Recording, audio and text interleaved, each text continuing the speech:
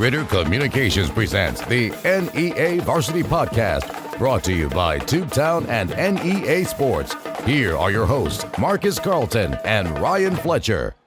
Hello again, everybody, and welcome back into the NEA Varsity Podcast, episode number 4. Marcus Carlton and Ryan Fletcher here with you once again. Ryan, good to have you back, my friend.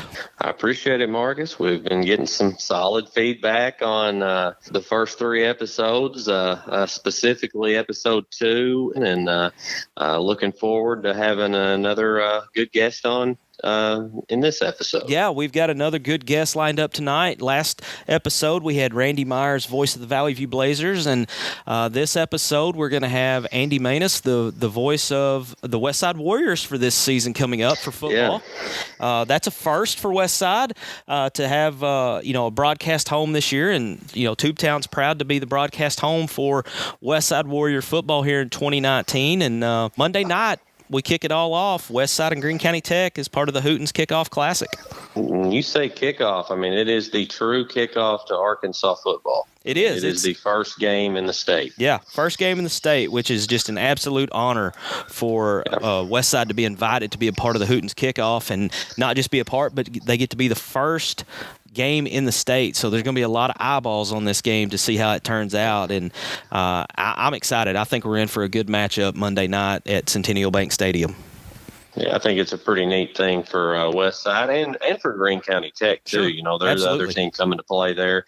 And then just right behind that, it's a doubleheader, which you don't really see double headers in football. I guess that's the way you want to look at it, because Valley View and Osceola play immediately after Westside and Tech. So, it's going to be a fun night out at Arkansas State. Yeah, that's a solid night of football. You got 4 NEA teams, and I think you're going to have 2 very high-quality games. Yeah, I think both games will be close, and there'll be fun games for people to go out and watch. Yep, I agree. Of course, we'll be there covering it, and we'll recap it on an upcoming episode of the NEA Varsity Podcast. And if you've missed any of the previous podcast episodes, we've got them all available in our archives. We're on the Apple Podcast Store, we're on Google Play, we're on Spotify, we're on TuneIn, and we're on Stitcher. So whatever your favorite podcast provider is, go out there, hit your search, and search for NEA Varsity Podcast, and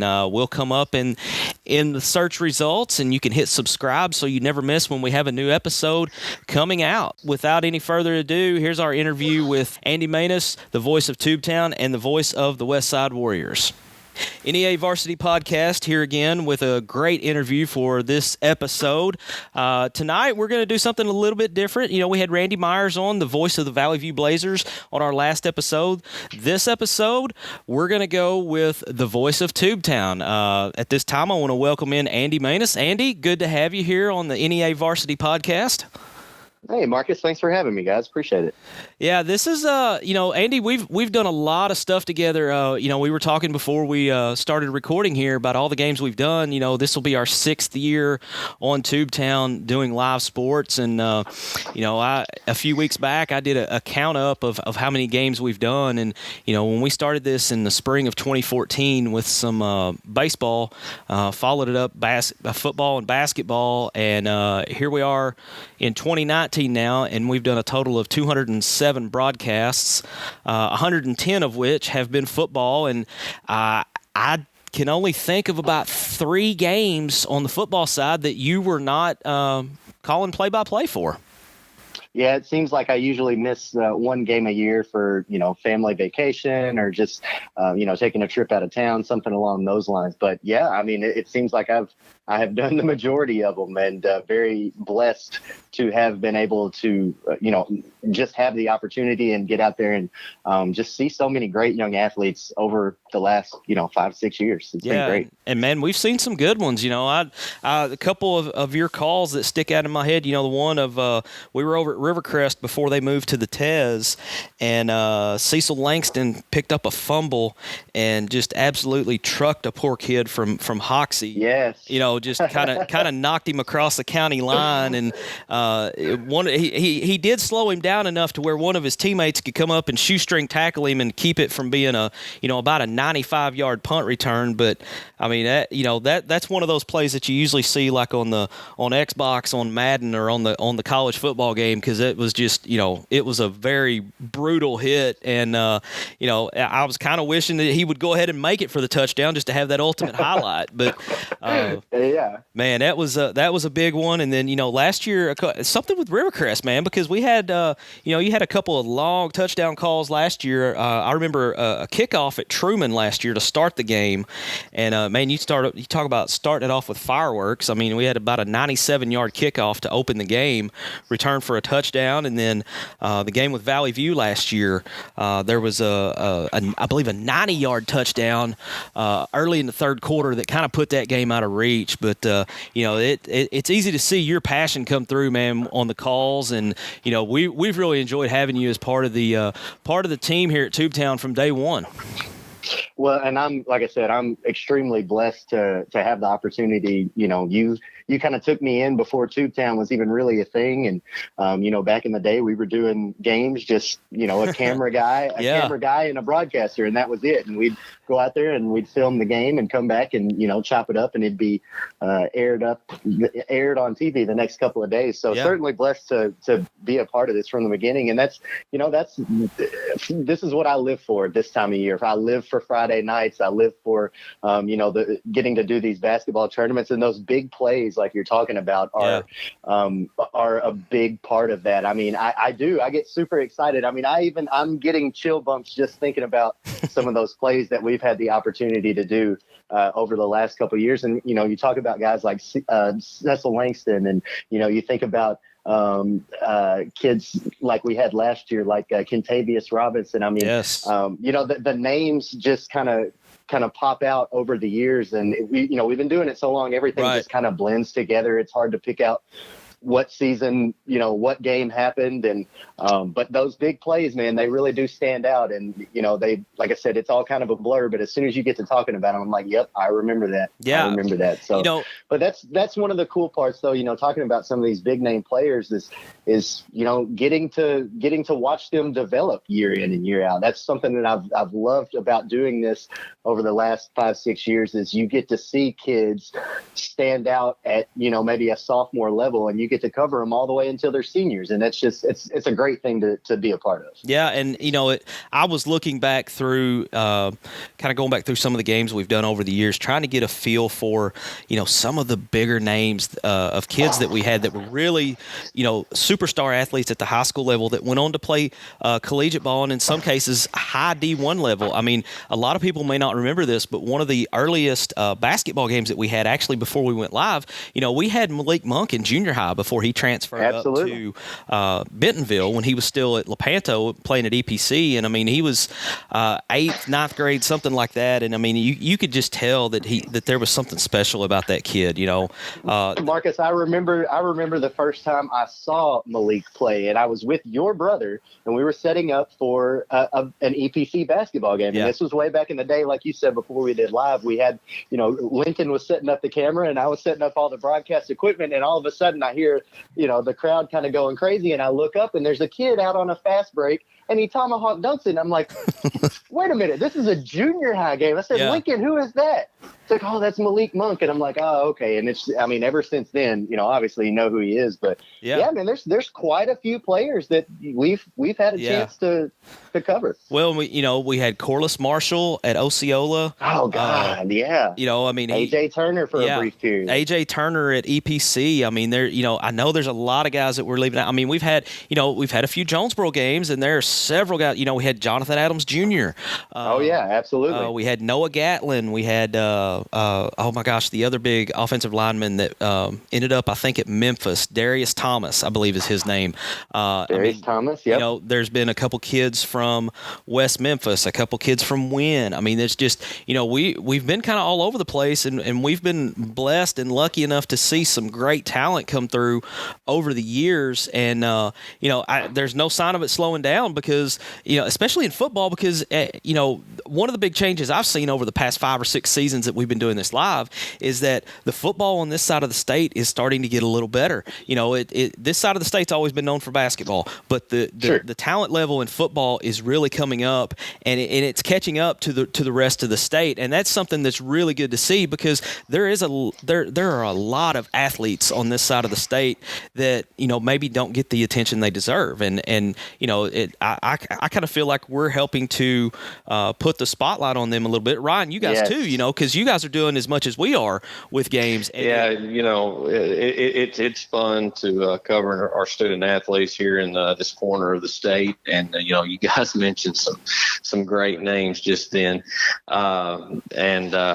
it's there's a lot of talent, but like you say, we're not in the Little Rock area or in the Northwest Arkansas area where you're going to get that exposure like you would. So it's kind of up to organizations like we have with Tubetown and with Suncom and NEA Sports to get out there and promote our guys around here. So it's fun to do, no doubt. Yeah, that's definitely been one of my favorite parts about having this opportunity to be able to call these games year in and year out is not only do you get to watch some of these kids develop, from the time they're a freshman, sophomore, all the way to a senior, but, you get to see some of these standout athletes. And like you guys are talking about, you kind of get to be a part of putting them out there on the front stage. And that's something that I take a lot of pride in. I mean, that's one of my favorite things. I mean, we get to see, like you guys are talking about, we get to see a lot of hidden gems, a lot of diamonds in the rough, if you will,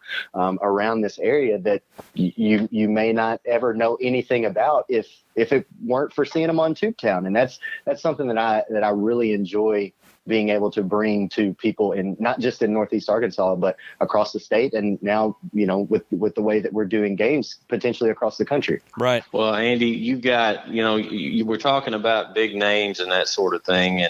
And I know Marcus is going to get into this. And I'm a little jealous of this in the fact that he introduced you as the voice of Tubetown, but technically you're going to be the voice of the Westside Warriors this year to a degree. So, but one name that I want to mention in that truly there's been talk that he's got the potential to be one of Westside's first D1 prospect, and that's Logan McPherson that's going to be a tailback for them this year.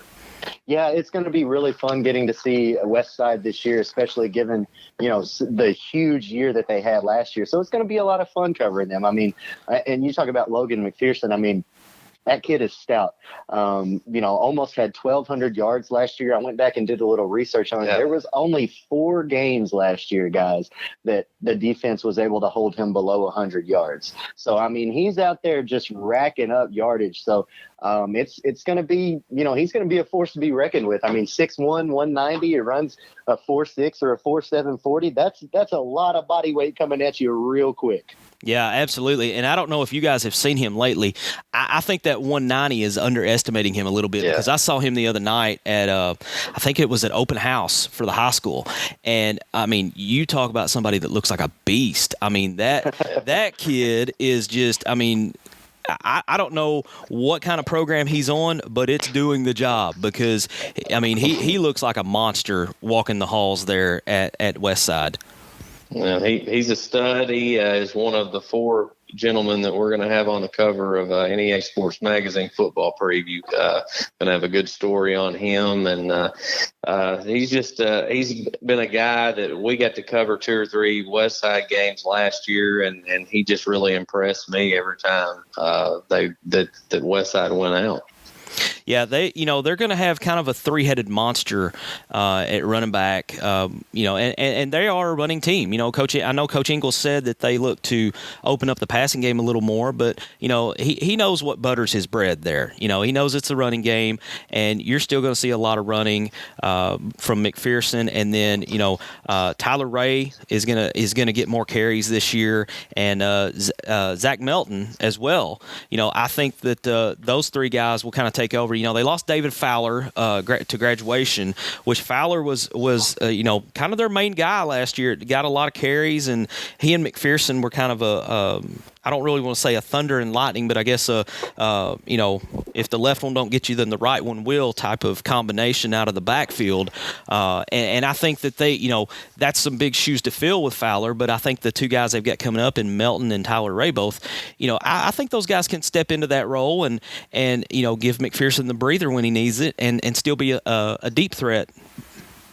Well, yeah, and those two guys are going to be huge as far as giving McPherson a spell, because, you think about what he did last year, that defenses are going to really be keying in on him this year. They're going to be looking for him to get the ball every single time. So it's going to be, it's going to be helpful to have two other guys coming out of the backfield that you can rely on when all eyes are on McPherson.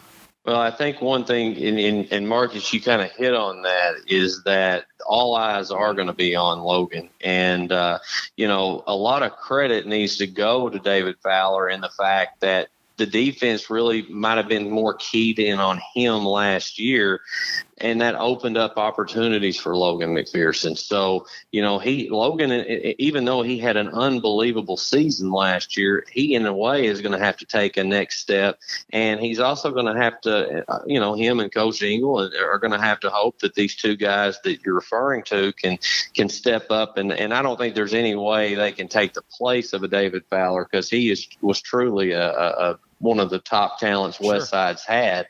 But if they can find a way to just semi-fill that hole and let Logan do his thing, then, Westside may be in for a good season. Yeah, I think so. And there's another guy in that backfield that we've not talked about yet that's going to have a huge impact, and that's the returning quarterback, River Ingle. He started every game last year, and he's coming back. And, the three of us have seen enough football to know that when you have your starting quarterback coming back after a successful season, that's an ace up your sleeve that you can't really put a price tag on. To have that guy back that is your field general that's calling the plays and and keeping everybody in line on the offense, that's a big piece that we've not touched on yet, but I think he is a key to the offense as well. Yeah, absolutely. I think that's going to be the other big key for the Warriors this year is going to be River Ingle. The strength of his arm, if it's as good as Coach Ingle says it is, then they're going to have to rely on that a little bit, because, again, with all eyes on McPherson, you're going to have to mix up your play calling. You're going to have to, you can still be a run-heavy offense, but you're going to have to mix in some play action. You're going to have to mix in some of those short passes against the blitz. It's going to be really important for him to kind of step up and be the leader of this team, if you will. Well, guys, the two games that we covered last year, they were both at home at Westside. They played Pocahontas and Brooklyn. They were back-to-back games that we covered. And I personally was very impressed by Ingle. In one of those two games specifically, I remember he threw several deep bombs down the sidelines, one in which he hooked up with Logan McPherson. And I was impressed by his arm. I was impressed by the way he read defenses. I think the question is going to be more so than anything is who does he have to throw to this year, and that comes with I think, I guess there's a lack of experience there. So there's going to have to be some guys that can step up, or if somehow they can get maybe a McPherson or one of these other tailbacks involved, maybe in the passing game. But, they're going to have to be able to throw the football. But I do think they have a really good guy under center. Yeah. And the quarterback, we all know this, guys, that's the position on the field that is going to garner the most attention on any team because that's seen as, the leader of the offense. So it'll be interesting to see, if they do open it up and allow River to, throw the ball a little more just to take a little pressure off of Logan McPherson and that trio of running backs. And, Andy, I think you were the one that maybe brought up the play action. I think play action could be huge for them this year with the defenses keying in on the running game like they're going to. So it's going to be interesting to see, and they open it up Monday night. I mean, we are less than a week away. We're almost to the point you could count it down in hours away from Westside and Greene County Tech as part of the Hootens Kickoff Classic at Centennial Bank Stadium.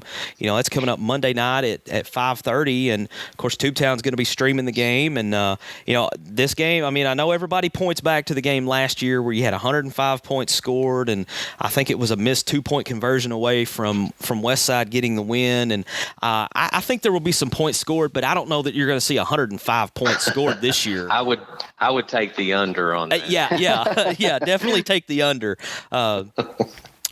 For entertainment purposes only there, but something else that I'm interested to see how Westside responds to, up until this coming season, Westside has always been able to play that underdog card. I don't feel like they can play that card anymore after the way that the season they had last year and knocking off Rivercrest and winning. I think they won 6 or 7 games in a row after dropping the opener. 7 in a row. Yeah, to Greene County Tech. I mean, that's not the underdog card is probably not going to work this year, and people are going to be looking for Westside. Westside's going to be carrying a little bit of that target on their back. I'm interested to see, because Westside football has never been in that position before. How do these kids respond to that? How does the coaching staff respond to it? So that's an interesting piece for me that I want to be sure and keep a close eye on. I think if you're Westside, I think you still come in like you're the underdog every single game. Because, one year, it was a great year, but I don't think in the eyes of the other team, 1 year, that's a fluke when you're talking about Westside. And that's, I'm just speaking, Sure. If I was a coach of the other team, that's probably what I'd tell my kids. This team ain't nothing. They had a great year last year. But it's Westside, same old. But that's how I would play it if I was Westside. Come in like you've got a chip on your shoulder and you've still got something to prove that you belong at the top of the 4A. But you're right, Marcus. The way they came in and handled business last year around the conference outside of those back-to-back losses at the end of the year, you're not just talking about Rivercrest. They knocked off Highland too. They knocked off the perennial powerhouses in the 4A East. Yeah. Yeah, and they didn't just beat Pocahontas; they dominated Pocahontas last year. So you just, I think again, you try to go in like you're the underdog, and you still have something to prove. I think, Andy, in what you say, I think that there are still maybe not opposing coaches, but opposing coaches are going to have a chore in instilling in their players that Westside is not just a pushover anymore. Because I think a lot of opposing teams' players are going to look at the schedule and be like, oh, yeah, that's a win for us. And that's going to be the chore for, maybe not – I wouldn't say Rivercrest coach, because they're going to have a chip on their shoulder. Oh, yeah, they lost them last year. But maybe a Truman and a Gosnell. Gosnell pounded them last year in the last game of the regular season. Truman beat them, ended up a 16-point ball game. That was closer than that. But at the same time, that'll be something for opposing coaches to still have to work into their players' heads. Absolutely. Yeah, I think you're absolutely right. Yeah, you mentioned that Truman game from last year ended up being a 16-point game.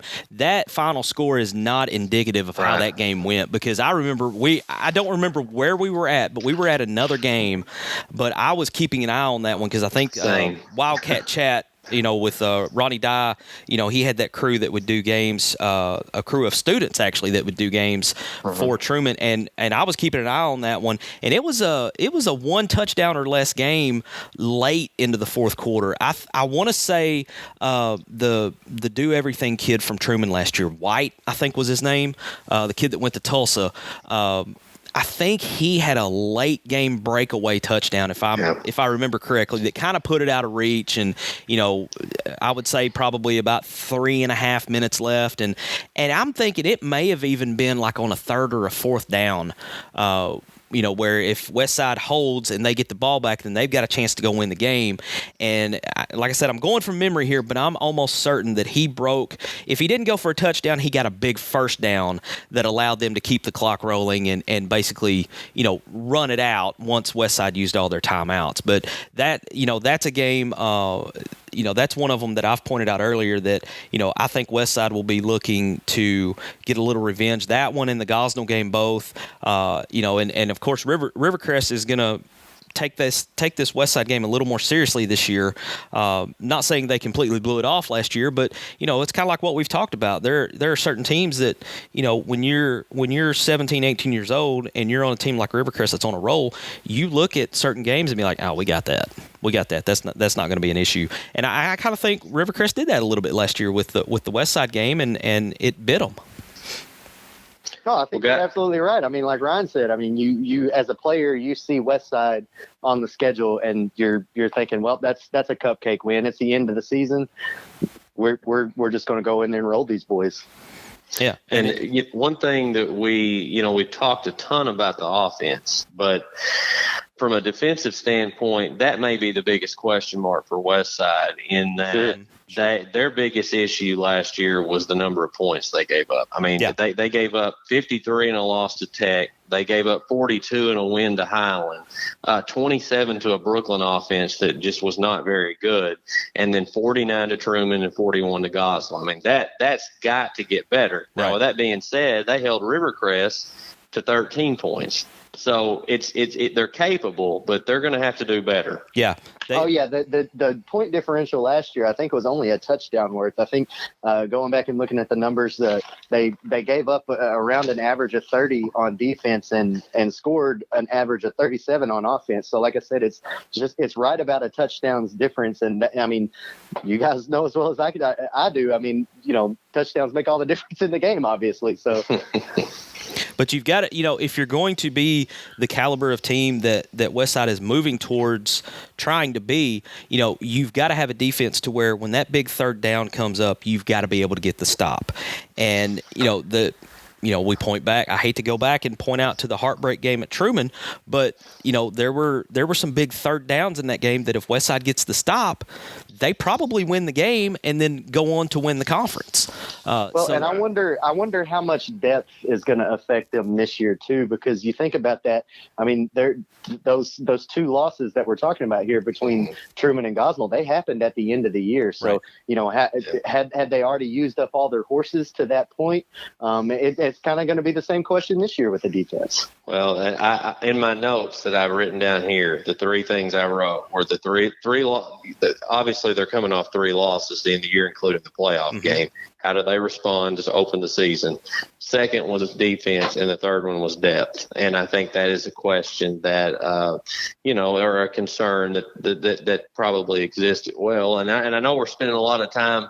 We started out real positive, and now we're looking at the negative side of things. But it's a realistic sort of way of looking at the Warriors. And with that being said, I when it all boils down to it, they're a team that very easily has a good chance to win the conference. But there's a lot of question marks as well. Sure. Yeah. I mean, they're picked third by Hootens in the 3-4A this year. And I could see them finishing third. I could see them hitting a roll and end up winning the conference. I mean, that's not out of the question. We all know football is a game of momentum, and if you can get momentum on your side, we've all seen on different levels of football. We've all seen crazy things happen once you get momentum on your side, and you start believing in yourself that not that we just can do this, but we're gonna do this, and it makes a difference on the mental front of how you approach the game. If you get that confidence level to the point where you truly believe we're going to go out here and we're going to roll these guys tonight. A lot of times that's a big difference. That can be the difference maker between good teams and great teams. Oh, you're absolutely right. And I mean, you have that type of mentality. You go out and force the other team to make one mistake, and that can be the beginning of the house of cards falling down, sure, if you will, for the other team, so. Yeah, it's going to be interesting to see, man. And like I said, we're almost to the point where you can count it down in hours until Westside takes the field out at Centennial Bank Stadium. And guys, I went to a high school. I went to a very small high school. We didn't have football, but how cool is it got to be to know that you're getting to, especially if you're a senior, you're going to get to open up your senior season playing on the field of a Division I team. I mean, that's just cool. Sick. I mean, that does it get any cooler than that? I mean, because as a football player, you're coming into your senior year, everybody has that dream of playing D1 ball.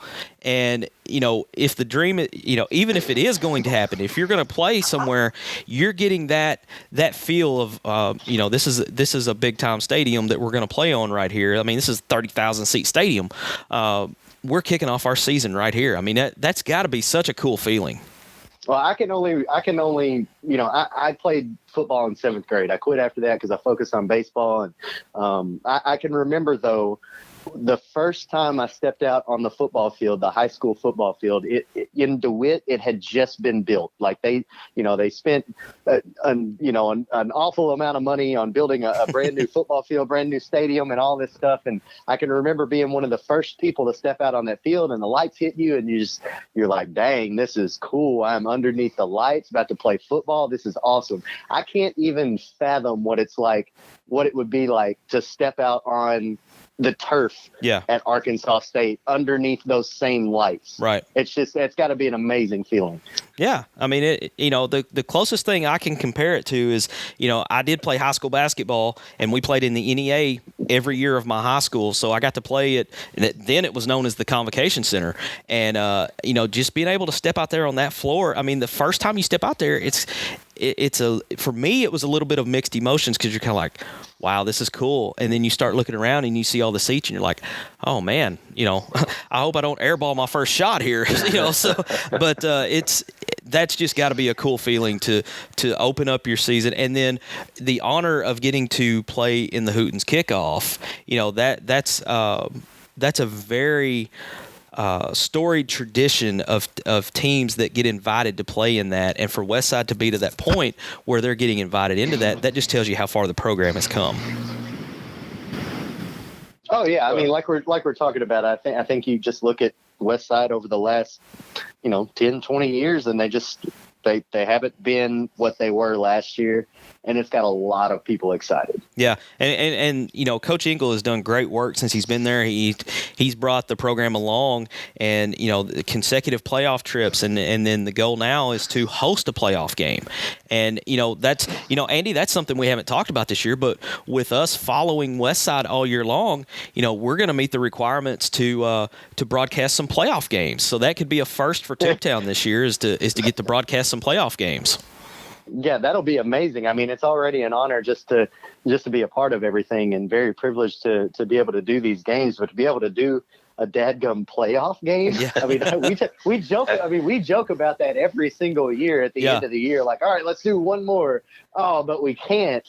No, it's happening this year. Yeah, it's happening again, guys. I'm jealous of that. I'm very jealous of that part. Now, we may be hitting the road and going to dadgum. Who knows where? But it's happening. We're doing it this year. Yeah, that 4A. I think the East gets matched up with the South. So I mean, we may be making a trip down to Nashville or somewhere like that. And I don't know, that we may have to have some travel sponsors to make sure we can make that trip, but it'll be worth it, because just to put that notch in our belt to say that we've broadcasted a playoff game is a cool one to have. And hopefully the season goes like everybody's expecting, and we get that opportunity to do a playoff game, because I said, that'd be another first. I would hope that if Westside makes the playoffs, that somebody is going to be excited enough about us calling it that they'll pledge some money for that. I don't think we'll have any trouble there. Maybe. Well, guys, let me just say this: if you guys host a Westside game, NEA Sports will be a sponsor for that. Oh, well, there you go. There you go. There we go. The gauntlet has been thrown down to the Westside fans, because NEA Sports is stepping up to the plate here. So that's the way we want to start it off here. So now we just get the boys to do their part now and to get to host that playoff game. game, and all will be right in the world. Well, y'all put the pressure on them now. Yeah. It's, let's hope it's not like the Madden jinx of some kind here. We don't want the Tubetown jinx. I'm not going to let them go talk to Buster Campbell because Buster accused us of bringing a basketball Tubetown jinx to Riverside. The last few times that we did Riverside games, I think they had like a 6-game losing streak in basketball on games which were featured on Tubetown. And so the last time I called Buster to come over, it's like, hey, we want to come over and broadcast. He's like, you have to know Buster to know how this is going to go. But he's just kind of like, man, I don't know. It's like, and then on top of that, one of the last games we had with them, he actually got ejected from the game. So it's like the curse is getting worse. But, maybe we can keep that into basketball and not worry about it for football. So, well, I've since we've been down to Riverside and covered some games, I've made it clear to him that we're the TV crew that he's hadn't had that streak on. Yeah. And it's been we didn't go do any Riverside games last year. I think it's been 2 years since we've been over there. But he is the Rebels. Unfortunately, are riding I think it's about a 6-game losing streak on Tubetown. So we may not get him convinced that we need to come back. But if we can keep that curse away from Westside football this year, then I think we'll be just fine. So, all right, Andy, going to put you on the spot here with a couple questions. Oh boy! I didn't give you any warning on this. This is this is the this is the proverbial fastball coming at your ear hole here. So we talked about earlier, you've been involved with Tubetown basically from day one when we started our sports coverage, even back to when we were just doing the tape delay games. Sure. Is there one game that sticks out in your mind that's just kind of like, wow, that was fun? Oh, are we talking basketball or football? We can go anything. We'll do maybe one football, one basketball. One football, one basketball. Okay, football game. They've all been fun. They all have standout moments. I mean, I can remember Carlos Blackman at Gosnell literally picking a dude up and body slamming him. Yes, that was one of the coolest things I've ever seen. You talk about the Cecil Langston play when Rivercrest was playing. I think it was Hoxie, but yes. I think the game one of the games that stands out more than any other is actually a Westside game. Westside and Truman a couple of years ago at Truman, and the game went into overtime. I remember. That was one of the best games that we have ever got to see. I think it was probably the first overtime game that we ever got to cover. I believe so, yeah. But Westside came back, and I think they scored something like 14, 18 points in the final 4 minutes of the game to tie it up and send it into overtime. They were actually able to score first, but they missed the field goal. Yeah, the extra point, yeah. They missed the extra point on the touchdown, and then Truman came out, scored a touchdown, kicked the extra point, and got the win. And I felt so heartbroken for Westside, but it was just such a good game. I mean, they gave it their all to get back in it, and man, just what a run by them. So that's probably one that sticks out in my mind more than any other one. As far as basketball, man, I would have to go straight up EPC Mark Tree. Yeah. When Malik Monk, Sturdivant, I can't remember his first name. Jamar Sturdivant. Jamar Sturdivant. They called him. What did they call him? Mookie? Was that? Yeah, his name? Mookie. I think that was Mookie. Mookie Sturdivant. He was on the team. And then for Mark Tree, you had Darius Ivy. Mm-hmm. You had the kid that was jumping center that could jump out of the dadgum gym, and I can't remember his name, but I mean, he was unstoppable underneath the rim. He could dunk it flat-footed right standing underneath the rim at like 6 foot tall. So, but just that environment. I mean, the Mark Tree EPC is already kind of a rivalry game. I mean, it is a rivalry game, but that game specifically was just heated. I mean, because they were both so good, so much talent on the team, and I don't remember who ended up winning the game, but I can certainly remember being there and being in that environment. Yeah, it was very much a an electric environment. It's almost like a scene from the movie Hoosiers. When you've got, because the Lepanto gym, the way it's made, man, the crowd is right there on top of you, and not just the Lepanto gym, but Mark Tree's gym also. Yeah, Mark Tree.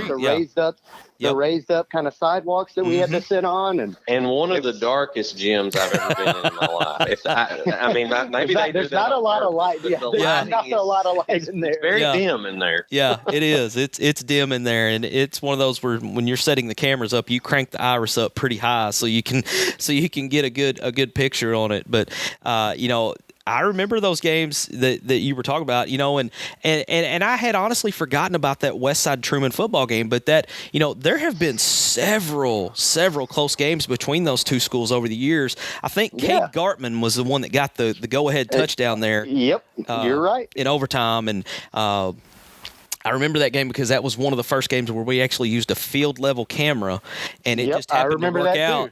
It happened to work out to where we were shooting to the end zone opposite of the camera for that game-winning extra point, and so we had, you couldn't have asked for a better shot. We had the perfect shot that just lined up straight down the field, and I remember, this was before my kids were old enough to be involved in Westside, and I remember just the heartbreak that I felt for those kids as well because they had battled so hard. And I believe, Andy, correct me if I'm wrong here, but I believe they recovered 2 onside kicks. Yes, you're right. And that's exactly where I was going to go with it. The second one that they recovered was the one where the guy on the kick team for Westside sprinted down the sideline and dove and tapped it back inbounds before it went out. Yeah. Like it was rolling out of bounds and he dove and tapped it back in, and then one of the other Warriors recovered it. And that was one of the craziest plays I think we've ever seen. Yeah, and it was even wilder because it was almost like he was counting the exact steps he needed to take before he dove because, the ball's got to go 10 yards. It couldn't have gone more than 10 and a half yards before he's diving out of bounds and just kind of flicks it back in with his hand, and then one of his teammates is right there to recover it. There were so many big plays in that game alone. And then, you look at the history of that series between Westside and Truman, and somebody's got their heart broke in almost every game of that series. So that's one. I'm glad you brought that one up, man, because I had completely forgotten about that one, and it was one. We were putting highlight packages on Facebook at the time because we were going live to cable, and that was one of the first times that we had put a highlight package on the Ritter Communications company Facebook page, and I remember it got so many hits and so many notifications came in that some of the other marketing people were calling me and be like, "Hey, I think our Facebook page has been hacked and it's got a virus because we've got 275 notifications here and something's not right." And I got to looking at it, and our video had so many hits and shares and everything that it basically blown up the page. So that was kind of cool to get to explain to them, no, that's just one of our games. It's just got a lot of publicity on it, and I kind of stuck my chest out a little bit on that one. So that was fun. So yeah, I think I'm going to have to give one honorable mention though. Football game, okay. And it was when Hurricane Corliss came through Osceola. It wasn't actually It wasn't actually Hurricane Corliss. Corliss was playing, and there was a hurricane. And I believe that was the game that one of the cameras got destroyed. We'll leave our camera guy unnamed on this one. We won't throw him completely under the bus, but it was one of those games where you had those storms that pop up in Northeast Arkansas just completely out of nowhere. You'll have a perfectly calm night, then all of a sudden, boom, thunder, lightning, high winds, and it was raining sideways. Yes, it had that Forrest Gump rain that he talks about that almost comes up underneath you, and gets the bottom of your chin wet. And it came up out of nowhere, and wind caught the tripod just right, and boom, down goes a $4,000 camera, and it come up in about 6 different pieces from how it went down. So, yeah, man, you've brought up some good memories tonight, and out of all the 110 football games that we've had, those were some good ones, man. That was a nice stroll down memory lane there. It was, yeah, 110 in the books, and hopefully, man, here's to 110 more. Yeah, we've got that, and we'll have basketball this year, and we've got we're going to do something special coming into basketball season because shortly into basketball season, we're going to hit our 100th basketball game. I missed a couple milestones on football, but I'm not going to miss it on basketball. So we're going to have game 100 early into our season this year. So we're going to have some special things around that. I couldn't believe when I started counting up the games how quickly they added up and got up to the total number of over 200, and I'm just kind of like, wow, because when you're working on them, and Ryan, you can attest to this, when you're working on the broadcast, you work so hard to get the broadcast done, and then as soon as it's done, you're like, okay, what's next? And then you just start working on the next one. Absolutely. If you could have an A+ broadcast, A+ production, and everything, and you don't really think about it, you're just kind of like, okay, what's next? And we'll go to the next one. Yeah, we're moving on. Yeah. Well, Andy, I've enjoyed this, man. We'll be seeing a lot of each other over the next few weeks as we get everything kicked off Monday night at Centennial Bank Stadium. Hey, how cool is it, man, that you're going to get to call a game at Centennial Bank Stadium?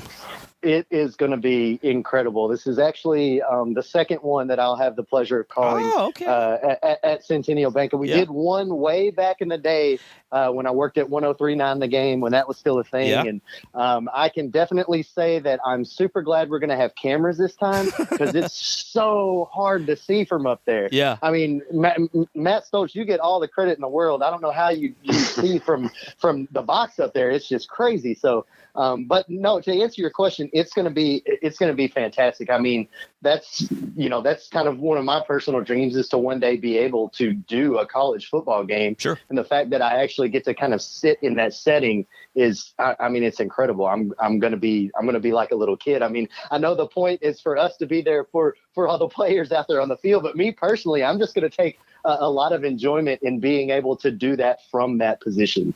Absolutely. It's something you should enjoy it, man. Soak it in and enjoy it. And we may or may not get to go back while we're there. Just make the best of it and enjoy it, man. Yeah, man, I'm really, really looking forward to it. I can't wait. Like you said, kind of counting down the hours at this point. Absolutely. Well, man, thanks for coming on the NEA Varsity Podcast. I'm sure this is definitely not the last time that we'll have you on. This is the first of many. We'll see what happens Monday night with Westside and Greene County Tech. And we actually have a game before that. We have a Tennessee game before that. Covington and Munford will be this Friday night. We're recording this on Tuesday night. And Friday night we get our season kicked off over in Tennessee. And then, we'll follow it up Monday. And then, Ryan, not long after that, you guys get started with your coverage. So it's here, boys. It's here. Go time. It's here. I'm ready. I'm ready. Yeah, I'm ready too, and I'm glad we'll have this first little game in Tennessee to hopefully get out any bugs that we have, out of the system and kind of knock off the rust, we can really, really bring a good performance for Monday night. Yeah, absolutely. We'll get things rolling, and like we said before here on the podcast, we're going to be live on 3 platforms this year. We're going to be on Facebook Live, we're going to be on YouTube Live, and then we're going to be on the Amazon Fire Stick app that we've developed for Tubetown. So depending on where you are or how you want to watch, we've got options for you. So go download the app or follow our Facebook page or subscribe to our YouTube page to make sure you know when we're going to be live with our games and pretty much anything else that we do live. So, and then Ryan, you guys will be live on Suncom Facebook page for your games as well this year. Andy, appreciate it, man, and I'll be sure and get you your rosters and stuff before Monday night, and we'll get you set up at Centennial Bank Stadium, and we'll be ready for kickoff come 5:30. All right, man. Sounds good. Like I said, looking forward to it. Appreciate you guys having me. Marcus, Ryan, thank y'all, man. Appreciate it. Enjoyed it, Andy. Come back anytime. Yep. Big thank you again to Andy Mannis for coming on with us here on the NEA Varsity Podcast. Ryan, Andy and I have known each other for several years now, and it's a pleasure to work with him. And I think that you guys have actually got to work with him a couple times when he's had an off night for Tubetown.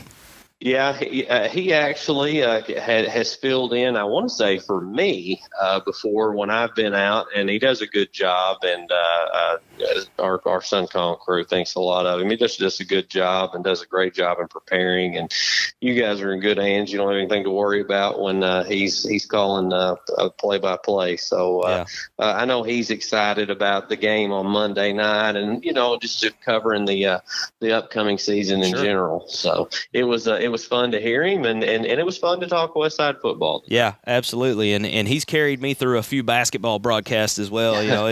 He's not a real big guy, but he's pretty stout because he put me on his back and carried me through a couple of the basketball broadcasts last year. And Andy and I have a lot of fun, and we have pretty good chemistry on the air together. And it's to get to call games, and especially when you get somebody that has a passion for it like Andy has.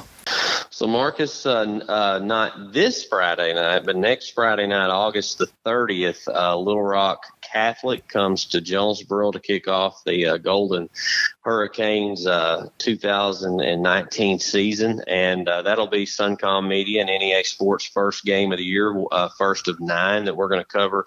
Looking forward to that. Looking forward to covering the biggest school in the Northeast Arkansas area in Jonesboro, and it's going to be fun. It's a game that I do, project Jonesboro to win, but they're, at the end of the day, they got to show up and play, and Catholic's they're not bad.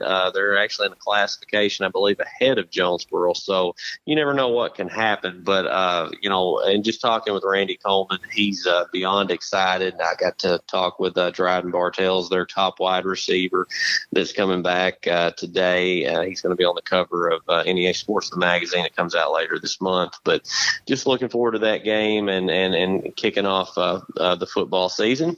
And, of course, with that being said, you get a head start ahead of me. You'll actually have covered 2 games by the time we get to that Catholic Jonesboro game, as you guys are covering the opener at Arkansas State with Westside and Tech. Yeah, and traditionally at Tubetown, we will start our season over in West Tennessee because we have some schools over there in our service area that we cover. And Tennessee starts their season a week before Arkansas does. So this Friday night, August 23rd, we actually kick off our coverage of high school football this season with a matchup over in West Tennessee, Covington and Munford, which is a big rivalry game. The thing about Covington that sticks out to me is their uniforms are almost an exact replica of LSU.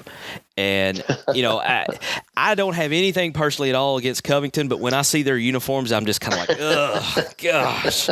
It just kind of it's that reflex as a Razorback fan. When you see something of LSU colors, you're just kind of like, ugh, immediately kind of turned off a little bit. So, but they, Covington's been great to us, and they're one of the great programs there in West Tennessee, and that should be a great matchup between Munford and Covington. They always give us a good game every year. And then we turn around about 3 days later, 72 hours later, and we go and we get Westside kicked off with the Hootens Kickoff Classic, Westside and Greene County Tech. So I'm excited, man. We get to go do our first production at Centennial Bank Stadium. So that's a big feather in our hat. I'm looking forward to it. It's going to be a lot of fun, and I think you're right. I think we should have a couple of good games there on that Monday night. Yeah, it's going to be fun. I'm going to be there. I'm going to be there watching my Blazers in a capacity of being a administrator out at Valley View. So, but definitely going to get there in time to catch hopefully the majority of the Westside Tech game, and just looking forward to it. Ryan, enjoyed it, man. We've had another good show tonight. Once again, big thank you to Andy Mannis for joining us here tonight on NEA Varsity Podcast. One thing I want to say, Marcus, before we end this episode, and our thoughts and prayers go out to the ASU community, and specifically Coach Blake Anderson and his family. His wife passed away in I believe right around midnight last night with a long 2-year battle with cancer. She's has been a pivotal part of Northeast Arkansas, as has he, as he's the coach of the only Division I school we have here on this side of the state. Right. So, but at the end of the day, we love football and we love to talk about it. But when it comes down to things like that, that's what's most important in life. So, Absolutely. Again, just thoughts and prayers go out to them. Absolutely. Couldn't have said that any better myself. So that'll put a wrap on this episode number 4 of the NEA Varsity Podcast. For Ryan Fletcher, I'm Marcus Carlton. We'll see you next time. Thanks for listening to the NEA Varsity Podcast, a production of Ritter Communications, brought to you by Tubetown and NEA Sports. Be sure you're subscribed to the NEA Varsity Podcast to get the latest episodes. Tubetown is a community partnership of Ritter Communications.